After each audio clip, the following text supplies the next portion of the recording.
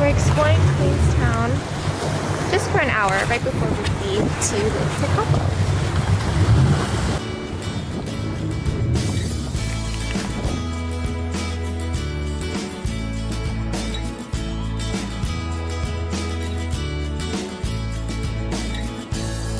We made it from Queenstown to Lake Tekapo, and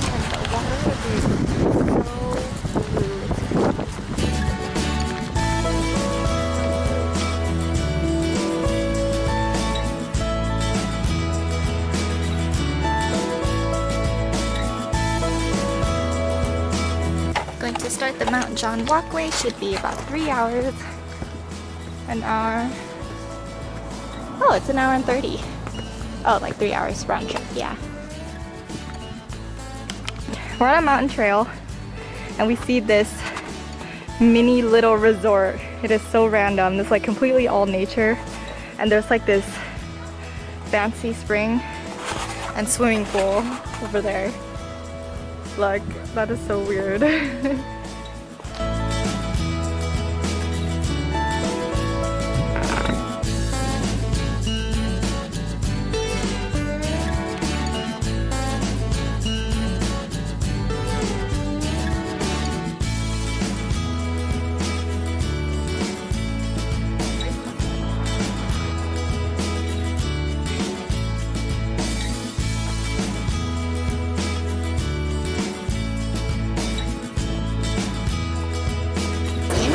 That there is high and green over here. We're outside at night. It's 10 o'clock. It's really dark. To see all the stars. I don't know if it'll capture, but look how bright the moon is. Oh man, this is so crazy. I've never been able to see so many stars because, you know, live in the city and stuff, but that's so cool. And this is the footbridge.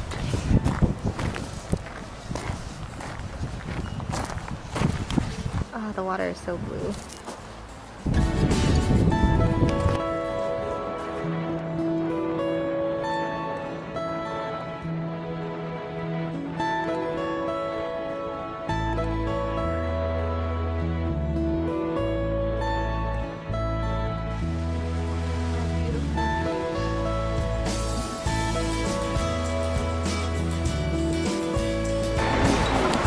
Is it a sheep?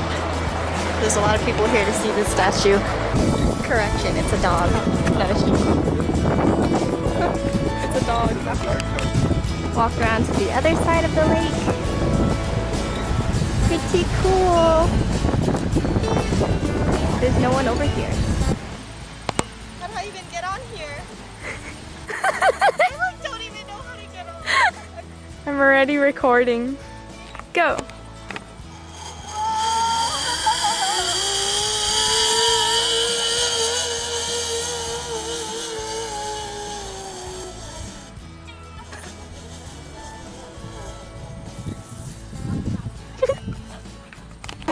First meal in Christchurch is this vegetarian place, and I got the mushroom ravioli. And I don't know what y'all got, but something dosa.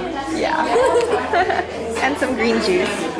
It's the next morning in Christchurch, and we are at a cafe near the Botanic Gardens called Robert Harris Cafe. And my food's not here yet, but I ordered toast.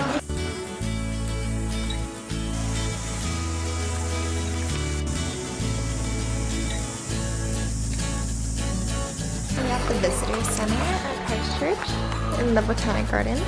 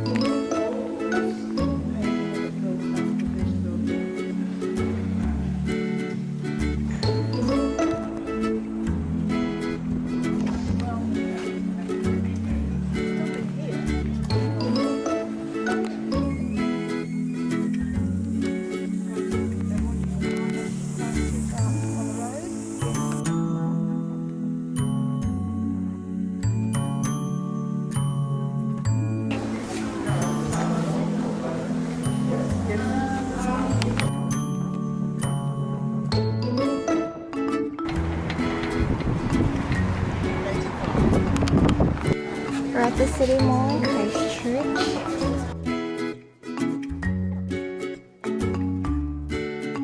It's our first day in Kaikora, and we just did a 2-person bike all the way down to get the cave tour.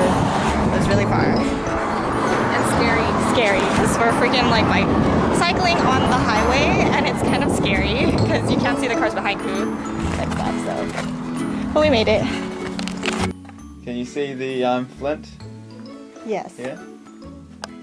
So yeah, flint normally forms in like these kind of formations here, or clumps like that, but it's very rare that you'll see it like this.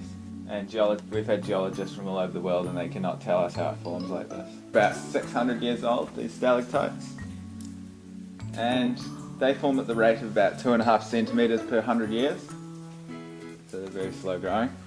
The reason these ones are so young is because there was a big earthquake in here about 600 years ago.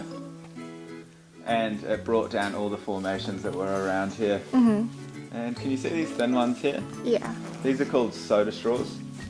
And they're hollow, you can have a drink through those. Wow. But if you were to go over there and blow on them, they'd probably snap off. But they've stayed there next door when they were blasting in the quarry, and they've stayed there during all the earthquakes. And this forms the same way as the stalactites, but it just spreads out over all this gravel. All this gravel came down in the earthquake 600 years ago. So this is calcium carbonate, or calcite for short. Okay. So it's pretty much just calcium, so that's like the same as your teeth. So what does this remind you of? Maybe an animal product from a cow? Cheese? Cottage cheese? Close, yeah, I guess. It's actually, I don't know if you guys know it, because I didn't really know much about it until the other guide, he's 80 years old, he told me about it. He thinks it looks like tripe. Yo, oh yeah, it does. Yeah. Yeah. And he loves to tell everyone about tripe because he drives 140 k's one way to get it. Wow. So these holes here, they're not actually from the water dripping and landing in it. They're just from the water running down, and they build up these little terraces here, and they have these little crystals inside. And they're just little bits of limestone dust. Interesting. And they just form around the calcium around them. Golden colour. This is just because we got patches of iron oxide in the roof, and when the water comes through the iron oxide and it comes to form the these formations here, stalactites, that's how we get this golden colour. And can you see that soda straw there? Yeah. That one's about 1100 years old. Can you see the really thick lines? Yes. Like down the middle? So that's where we've had a drought or not much rain. So the calcite hasn't been diluted. So it's built up quite thickly. And then the same is like vice versa, where it's quite clear. We've had a flood or a lot of rain. And this is the area where they found the penguins and the sea urchin. We're about to do a walk around the Kaikora.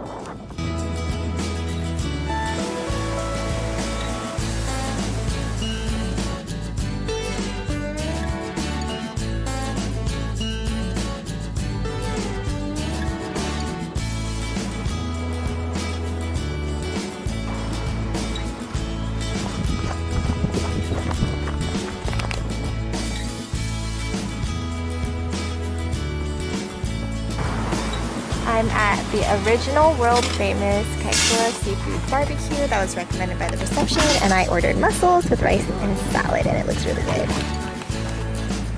Oh, look at all the sheep.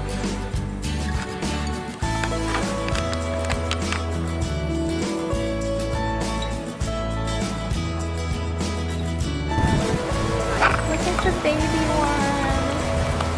Oh my gosh, that's a baby. He's so cute.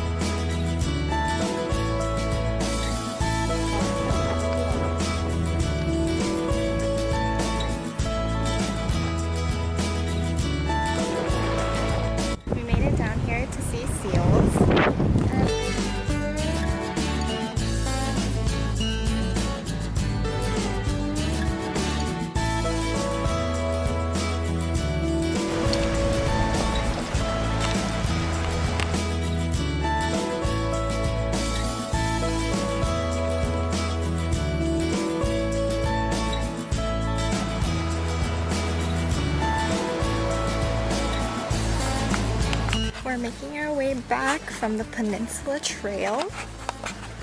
And the water here on this side is just so calm. If it wasn't so cold and late, if I had my bathing suit, I would go swimming.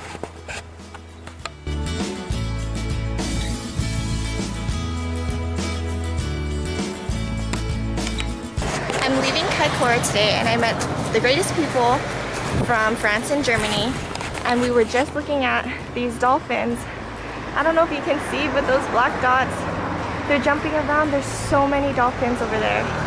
It's so great.